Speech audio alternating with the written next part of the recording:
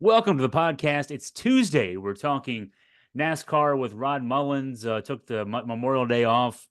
Uh, kind of like NASCAR and Indy car.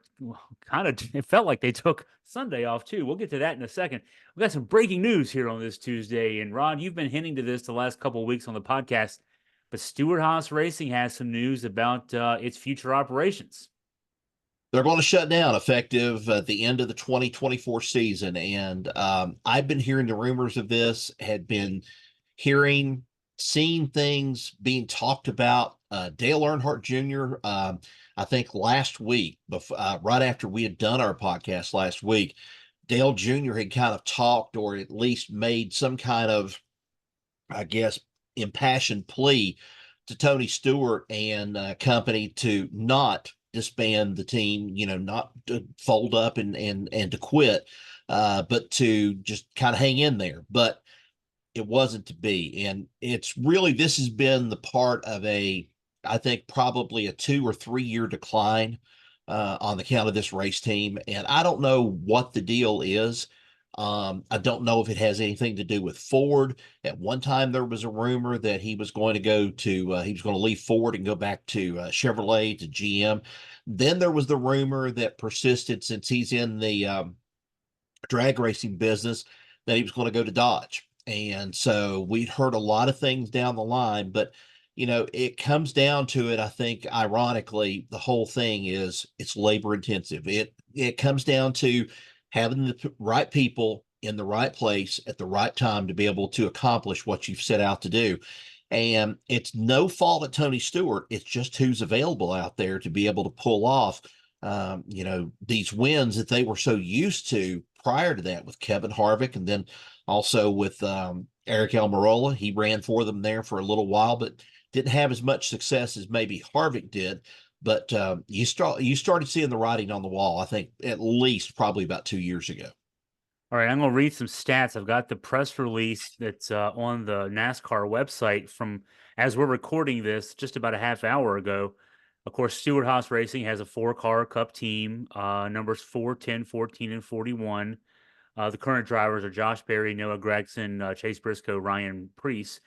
Haas has fielded Cup team a Cup entry at least one since the 2002 season.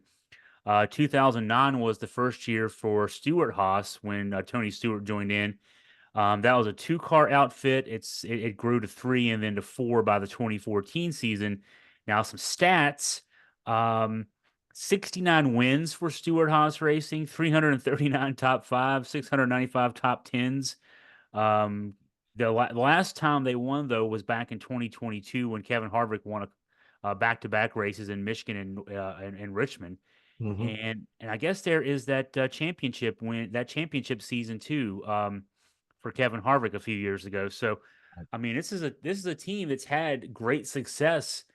Um, I want to ask Rod first, and it's early. I mean, you've been Mm-hmm. hearing the rumors, you've been talking about this for a couple weeks.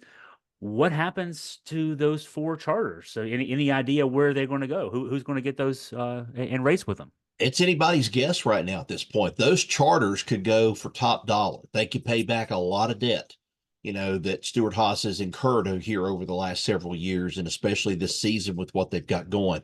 It's anybody's guess right now. I don't know if Dale Earnhardt Jr. and Junior Motorsports or JR Motorsports is getting ready to get back into the talk about getting into Cup. I don't know if that's a foregone conclusion. I just remember back when Tony Stewart first brought this team to light. And then he was going to race. He was going to put Kevin Harvick in that car, in the four car. And I remember the bugaloo that was generated down here by Morgan McClure Racing. And Morgan McClure, Larry McClure, who was the former, team co-owner of Morgan McClure Racing, they had the Kodak car for so many years. He kind of went to pieces. He was like, we own that four car. We own that four number. You don't own that number. You don't own it. I mean, fans, can go and connect that, but you don't own that number. You have to pay a price for that number. And under NASCAR, you pay a price for that number. And so here we are. We're at the point where we're seeing another team, sort of like, it's almost like a deja vu with a Morgan McClure that here's Stewart-Haas, very heavily involved in the program in NASCAR here for such a long time, now has just suddenly started fading off into the limelight. And you know who I feel bad for, especially right now? I feel bad for Josh Berry. I feel bad for Noah Gragson. They signed contracts with the intention, hey, we're going to, be racing for Stewart-Haas, and I'm sure that there's probably been something said to those guys somewhere down the line that, this team may make it, this team may not make it. But it puts them in a really hard position, but it also makes them a little bit more, how can I say, you know, attractive to some other teams that'll be looking for next year. I mean, Josh Berry has, really turned some heads in his sub driving for Hendrick Motorsports and then coming on over to Stewart-Haas. Ryan Preece, he's had some ups and downs. But, Josh Berry has probably been the surprise out of this whole bunch. Chase Briscoe's kind of hung in there at the middle, so to speak. But they've actually had a more successful, in one way, Xfinity Series team with Cole Custer. They're running in the Xfinity Series than they have in the Cup Series. They won the championship with Cole Custer here, I think it was last year, and lo and behold, they can't maintain it on Cup. So that just tells you right there. I mean, money is tight any way you look at it in this NASCAR field. And we had a conversation 2 or 3 weeks ago about the Michael Jordan interview where he talked about how NASCAR needs to start sharing the money with the teams. Right. I guess it's hard not to look at this news about Stewart-Haas in anything but in that context of it's tough out there Yep. for a team that's been around and as successful as Stewart-Haas to say we're getting out of business.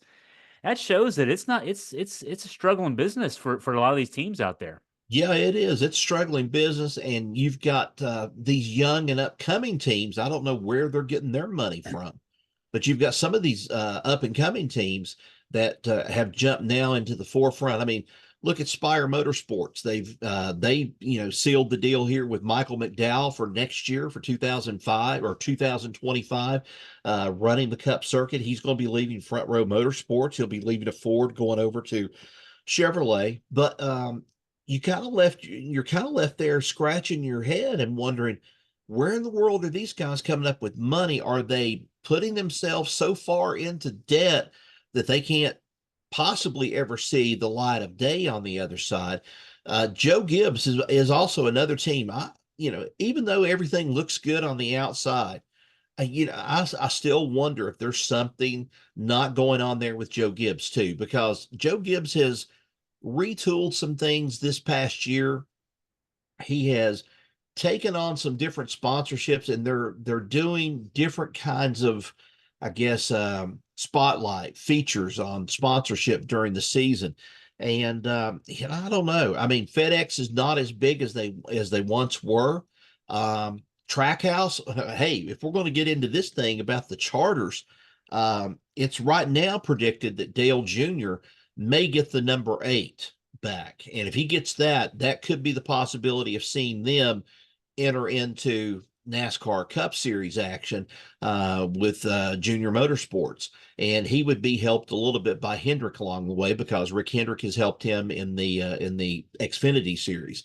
But the thing that still remains out there, the number 1 number, and that is still owned by Teresa Earnhardt. And I have heard all sorts of things this past week of how much the wicked witch of racing has now, and that's what they call her. They call her this because she essentially took DEI and dismantled it, and to just make the money out of it, or at least that's what people say. And here's the number 1 car, originally driven by Steve Park at one time or another, and now she's owns that number 1 number, and she's intent on holding on to it and getting that money out of it on that charter. But that number 8 is going to come open for Dale Jr., and he's going to make a move toward it. I think he'd be crazy not to get a move and get that number back, at least to make themselves eligible to be able to run for Cup. But again, we're talking an expensive proposition here to have to switch over and go from everything the way it is in Xfinity Series, which is the old way of doing things, and now going to the Cups car and this next generation car. It's going to be tough. Whoever jumps into this fray, obviously they've got a printing press and they're making some money somewhere, because I'm not seeing it. I don't know where it's at, but I'm just not seeing it. Yeah, the more I've looked into NASCAR team economics the last few weeks, the more I can't figure out how anybody does this. It's Yeah. just it's tough to not even make money. It's just tough to not lose gobs of money in this Right. sport and be competitive. So and then that said, everything's dependent upon the weather some weekends, Yeah. and we were covering. Now normally we focus obviously this podcast on NASCAR, but because Kyle Larson was attempting the double for the first NASCAR driver to attempt the double in 10 years, um, we put some attention to IndyCar just because of Larson's attempt to do both the Indy 500 on Sunday and then hop in a helicopter, then on a plane, and then on another helicopter, and then run it to the track and do Charlotte's Coca-Cola 600. Well, the weather both in Indianapolis, all the way out there in Indiana, and then over in Charlotte, neither place cooperated, to say the No, least. I no. mean, everything that could have gone wrong for Kyle Larson went wrong. Just a disappointing day, considering he had qualified so well in Indy. He finished 18th there. It just they didn't start the race until so late in the day. Right. Then he does all he needs to do to get to Charlotte. He lands there, and rain follows him there. I mean, what? It's just a horrible day for Kyle and really for the sport, considering everything that he had been trying to do there. Yeah, it's a black mark, no doubt about it. I mean, this even though I was cheering for him to at least top 5, top 10, that's what I was hoping for. Oh man, I was really enthused, energetic, almost to the point of where when he took the lead late there in the race, I think that was probably about 30 some laps or something left to go, 30 or 40 some laps to go. But he took the lead. But then he had to take that notorious pit stop.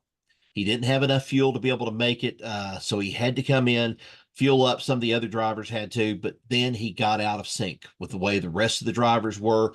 And then he was trying to pick his way through the field to get up back to the top 10 again and at least contend. But by that time, it was already decided with Joseph Newgarden in that win. What a win, though. I mean, the move that he made over the driver from Mexico, and I'm trying to think of his name right offhand, but he has been denied I don't know how many times at Indianapolis. He's a great driver, but it wasn't to be this past weekend. And Newgarden goes and capitalizes and makes it 2 for 2 for last year and this year's Indy 500. And the way the Coca-Cola 600 went down, they had to close it down with 151 laps to go, Yep. because of the rain, and they had rain issues all day too in Charlotte. But there were fans who were upset. Hey, it's a holiday weekend. People have Monday off. NASCAR said it didn't want to have to start the race after midnight. It would have been about 1 o'clock Eastern time, local time, before they felt like they could get the track dry and started and be able to start the race again. But there were plenty of people who wanted to see that happen, considering that this is a big race weekend. What did you think? Did you think they could have gotten things going again that late? I felt cheated. That's just me. I felt cheated, and I felt like we won't get to see where Kyle Larson will get to finish in this race. Justin Allgaier had done a fantastic job for him, coming in and subbing for him from the Xfinity Series. He's with Junior Motorsports, and he came over, drove the car. 13th was when everything was stopped, and that's where he was at, 13th in the standings as they were going into the yellow flag, the caution and stuff, and eventually the red flag situation. And at that time, here comes Kyle Larson flying in on a helicopter, lands, lands outside. I'm quite familiar with where he landed at too. It's where I've parked my car at once before, out of that field out there from the water tank there at Concord. But here he comes in, and they get him in, they bring him into the track, and he's all ready. And then they're still kind of standing around there waiting. And then I get the news they're going to go ahead and call the race. And I'm like, I felt cheated. I really did feel cheated.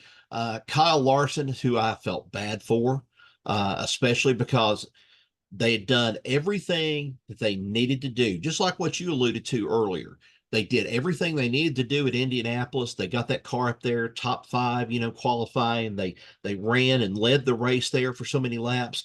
But then here they end up losing it there. But then they go to Charlotte. They have a chance, and then it's thrown out the window and everything. And that's just one of the things that NASCAR is being questioned about this past week. The other is we did the podcast last week and we had not determined, or we did not know how much of a fine that Ricky Stenhouse was going to get. I said there was going to be a fine probably, or there might be a suspension. I don't know which one was which. $75,000 for that move? That is stupid. I'm sorry. I mean, what did I tell you before about this thing? If you're going to have at it, boys, then you've got to be prepared. You're either going to go and you're going to suspend somebody, or, at least, penalize them some. But $75,000, and then Kyle Busch got off. I mean, he threw some punches in there too, and Well, he calls the wreck. yeah, and he calls the wreck, and I'm like, where is his punishment? Yeah, And yeah. I'm not defending Kyle Busch out of this whatsoever, but I'm like, if you're going to be fair, it's sort of like this same thing about school. When you had these two guys get in a fight and so forth. I can remember one of the principals telling me, we got to give equal treatment to both of them and stuff. And it's like, well, the guy didn't throw the first punch, but you expect him to stand there and take it, and not defend himself and stuff. Well, we've got to suspend him too. No, that doesn't solve the problem. But in this case, Kyle Busch, I mean, he should have been penalized out of it. And I'm getting some rumors too that there's some unrest in the Richard Childress Racing field right now in the complex, because they feel like they have some of them feel like they've cheated Kyle Busch. Kyle Busch has been wondering, some of the fans have been wondering too, why hasn't Richard Childress delivered on this, top racing sensation that we've had so long with Joe Gibbs Racing? He's had the engines. Why doesn't he have? Well, it goes back to our thing about Stewart-Haas Racing. Labor, manpower. You just don't have as many talented people in the pits and stuff as you did. And here's the other one. I don't know if you saw it on the replay or not, of the fight that's been on still, off and on. I don't know if you caught the man that was standing over there next to the trailers with his arms crossed and just didn't make a move toward the whole thing. Black hair and had a little bit of a goatee right there. Andy Petrie didn't even make a move. Did not even make a move to go in and help his driver, even though he's like, something with competition with Richard Childress Racing. I was like, why didn't Andy Petrie get involved? I don't know. Maybe because Andy Petrie said, well, good enough. He had what was coming to him from, what happened out of this whole thing out on the field. I don't know, but I would have suspected that. And then Richard Childress said, okay, if Ricky Stenhouse tries to pay us back, well, I know where he's going to get a little hide tanning, and I think is the way that he kind of referred to it in a way. He was going to give Stenhouse a little bit of a tan in his hide before it was over with. He'd give him something he would remember him by. So I don't know. It's like a soap opera. It's like a saga of a soap opera is what it is. And I wrote a column about the Stenhouse issue. I guess after the fine was handed down. Yep.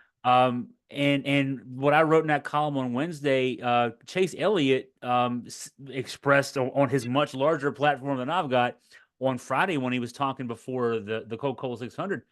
So on the one hand, NASCAR is fining Ricky Stenhouse Jr. $75,000. I mean, a couple of his team members got lengthy suspensions. One 4 races, one 8 races. His father, Ricky Stenhouse Sr., indefinite suspension, Yeah. right? So okay, that would be a signal of, okay, historic fine for a fight. That's the biggest fine ever for a fight.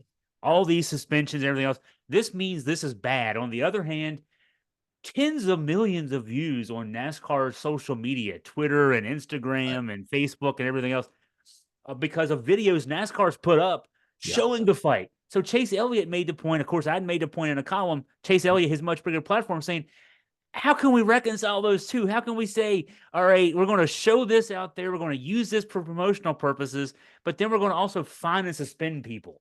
We Right. can't do both, right? I mean, but they are doing both. They are. And Chase Elliott brings up a great point too.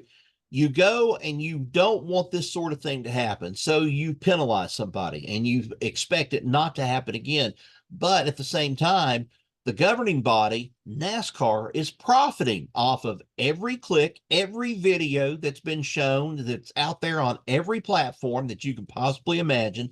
And the more that it's talked about over the water cooler and different forums and things like that, it's just given NASCAR even more and more of what, NASCAR wants. And it's like, okay, well, NASCAR might say, well, the fans wanted this. Well, not necessarily. I mean, I could have done without a Ricky Stenhouse fight the other night. I could have gone for a thing of grabbing him up by the fire suit and, jerking him around a little bit and stuff, but not to the point of where it erupted into a punch at then $75,000. I think I could have done it a little bit differently, but we're also in the heat of the moment too. We don't know what was run through Stenhouse's mind. Stenhouse had what was it, an hour and a half almost to stew over all this stuff. He couldn't go anywhere. He couldn't go from the infield and stuff. So you're left there and you dwell on it. And then you start dwelling on these things of coulda, woulda, shoulda, maybe I ought to go and maybe I ought to just settle this thing once and for all. And that's what he ended up doing. Yeah, yeah. He as you noted last week. I mean, they don't have a tunnel to go through, so he's there for. I mean, it was lap two, so it was Yep. pretty much 2 hours or so. Yep. And he's sitting around there, and guys are coming up to him, and he's probably saying, "I'm going to get him. I'm going to get when he Yeah. comes back here. I'm going to smack him upside the head." And the more you do that, the more you kind of got to follow through with it. But yeah, and NASCAR profiting off of it. It's almost like, okay, they should have given him a show fine. I mean, like, okay, well, Yep. publicly we're giving him a fine, but we're going to pay it for him. I mean, it's something like that. I don't know. We haven't even talked about who won the race. Christopher Bell technically won the race. He kind of complained afterward. He said, I got a lot of these asterisk wins, uh, Yep. with being declared the winner after a lengthy delay. But he does get the win. Was Brad Keselowski second? Is that Yeah. right? So, and then Byron was third, I believe, Uh, is what it ended up being. So you had a 1, 2, 3 finish. Byron was still up there toward the front. I think Byron pretty much started on the outside of what it would have been a Ty Gibbs and stuff when Ty Gibbs got the pole. So yeah, I think it was something like that. Keselowski was in there. Keselowski was kind of a little bit upset because he just felt like, hey, we had a car, we had a good car that we thought we could have made it. It's just sad that we didn't get to finish the race up like we should have. I think you would have probably seen some more out of William Byron, especially there at Charlotte. I think you'd have probably seen Chase Elliott ran good there at the early part of that race. And it's one of those races where you don't go 600 miles, you don't go and show your hand in the first 150 laps. right. You have to be hanging around and stay out of trouble. And yeah, we had some wrecks. We had some times where some people got turned around and things happened. But I dare wonder. I don't subscribe to this belief that, oh yeah, it would have been after 1 o'clock when they've started this race before. Uh, I've been to races before where we started. I think we resumed racing maybe at 12 or 12:30 a.m. and we got a race in. I remember one time at Bristol, that was a race early on, and I was so wore out because I got down there early. This was back in the 90s, and I got down there early, and then um, had to wait around, and we had to wait around and stuff till probably about, I guess it was 2 or 3 o'clock, something like about 2 o'clock, I think, before the race was finally finished. I got done, filed the story, got done, and then went out to my truck, fell asleep, and then I look and the clock's 5 o'clock in the morning, and I should have already been home by now. And I mean, I've just fell asleep, and it was just like, this comes with territory. I don't think there's any ordinances in Charlotte that prevents them from running, on Memorial Day weekend or anything like that after a certain period of time. I'm sure if there were people that were upset about it, you would have heard about them already and stuff. But NASCAR kind of put Charlotte in a pickle too. It wasn't just the drivers, but I think NASCAR really just put the pinch on Charlotte to a certain degree. And Charlotte Motor Speedway was going and bringing the air dryers out. They were all ready. They said, we think we can have this ready by 1 or 1:30. And then NASCAR goes ahead and said, all right, we're done. We're going home.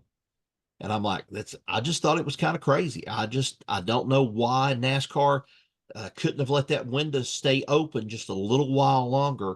They've done it before in some of these other races, and then they have been quick to shut it down before the first car rolled off the start finish line because of rain and so forth. Why couldn't they have done it this time around? Well, we'll find out. We'll find out. There'll probably be a little bit more discussion this coming week and everything with Elton Sawyer, probably with with a whole bunch.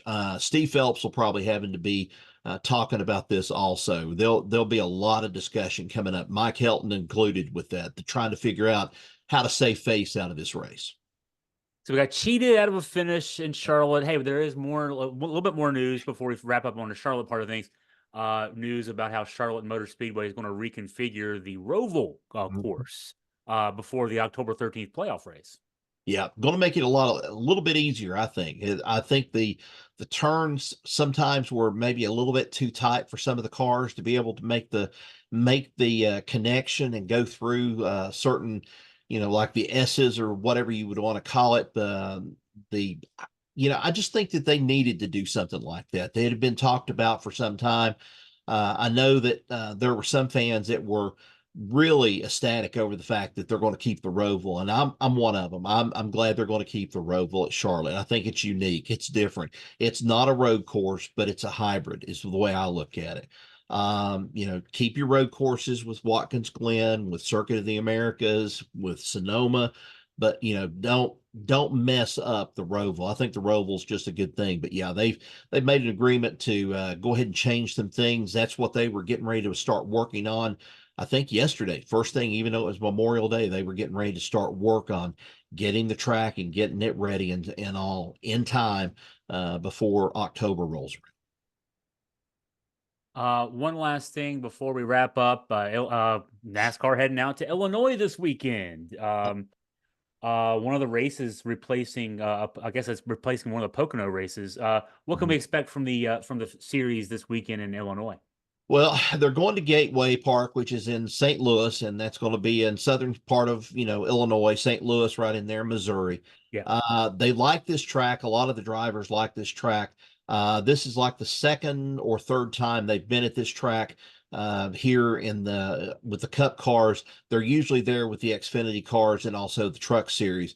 And a lot of people like this race. They just like this race for what it can generate and what kind of impact it can give, especially for the St. Louis area.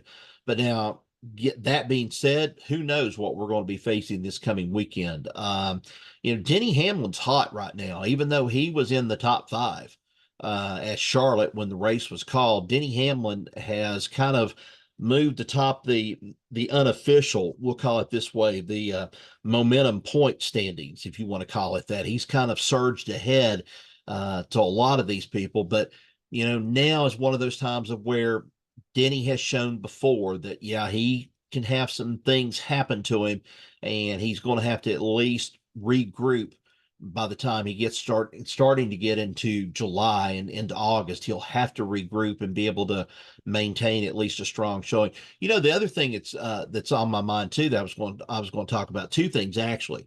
One, whether or not we'll find out if it's even going to be mentioned by the time they get to St. Louis, if Kyle Larson will get a waiver. There's talk about Kyle Larson getting a waiver out of this. A lot of the people are saying no, he doesn't deserve a waiver out of it. But in order for him to be able to run the championship, he has to have a waiver because he didn't start that race. It was just an Allgaier.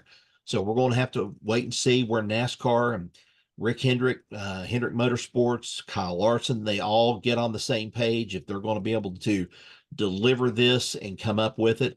And, that's going to be a big one right there and stuff. And then if you want to talk about controversial finishes, Let's talk about my controversial finish last week at the drag race in Bristol. Though I told you I kept in contact with you by text, and I told you I said, "Well, I just got knocked out second round. I got knocked out and stuff." But yeah, it's just one of those things. It just happens. You won your first race, so I mean there Yeah, I was a did. second round race, and what was you texted me about the issue? There was something you basically you just didn't have the power at the end. The car didn't have it, and not you didn't, but the car Yeah. didn't have the power. And when you pushed for a little bit extra there at the end, right? Yeah, I mean, I've got my foot to the floorboard with the gas. I'm going as hard as I can. I did what Antron Brown was trying to show us. He said, "Hey, keep your left foot there on the brake." He said, "Rev that engine on that right, the gas and stuff. Keep it, get those RPMs up." And he said, "Buddy, when he says, do not wait for green. He says, you go on yellow.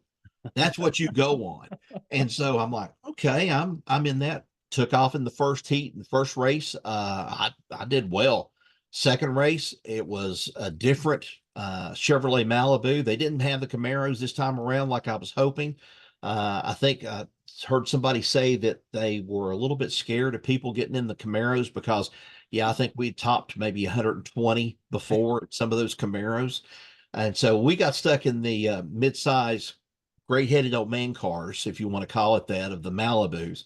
And yeah, I think I remember hitting something about 90 to 95 miles an hour. And then it was like I looked out of the corner of my left eye, and I could see that I had surged ahead of the car. And I said, okay, I've got a chance. But it was almost like, and you've probably heard of the name of them before, governors that are on these buses and everything. They're supposed to keep you from going any faster. It felt like a governor had kicked in. And I don't know what it was, but all of a sudden it just like I didn't have power.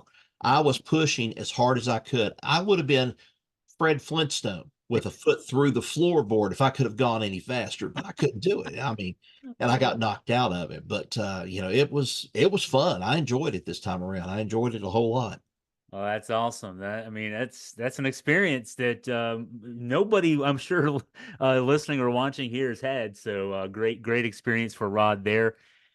Oh man, well that's a heck of a way to end up. I mean, but that's a lot of fun for Team AFP. We won a race, so we're good to go there. You're ready for next year already, as far as I'm concerned. So Yeah, I am. I mean, when they were trying to introduce all of us people and stuff, we didn't have any sheriff's deputies this time around. Thought they were going to have sheriff's deputies, didn't have any. But most of them were media people from a lot of television people that were there and so forth. And here I was. I think I was the only print guy, online print guy that was there and stuff. And they introduced me a couple of times, and then they put in the press release, veteran journalist, and I'm like, God, you make me feel old when I hear that and stuff. Veteran, yeah, I can say I'm a veteran out of it, but not in the sense well, of what you think. So, but well, the TV people, though, I mean, I'm sure, not having seen the cast and crew there, uh TV people tend to be young kids almost compared to yeah, us. some So of them. Yeah, there were some of them. And the young lady that came in second place, yeah, she was young.